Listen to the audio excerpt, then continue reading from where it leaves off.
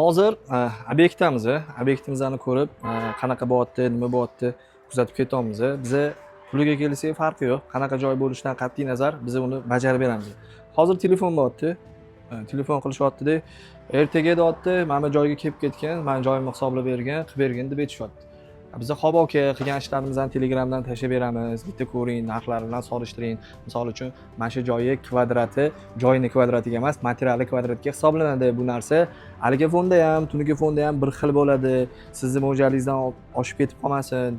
Mana Telegramingizga yozib yubordik sizni deb gapiryapmiz, tushuntiryapmiz. Ana okaga yozib yuboryapmiz-da, keyin kechki payt yana yozib yuboramiz. Aka, vaqtliroq shu narsani aytib yuborsangiz, ertaga biz kunimizni shunga qarab moslaymiz deb aytyapmiz. Hozir 11 da lokatsiya tashlab berishdi. Hech qanaqa savol yo'q, javob yo'q.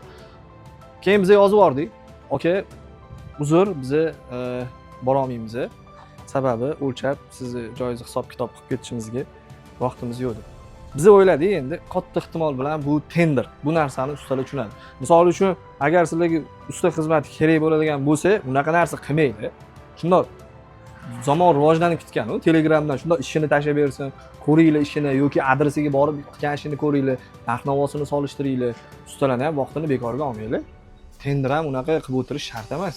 Hech yaxshi usta hech qachon arzonga ishlamaydi. Shu narsani hisobga olib qo'ysanglar, xursand bo'lamiz.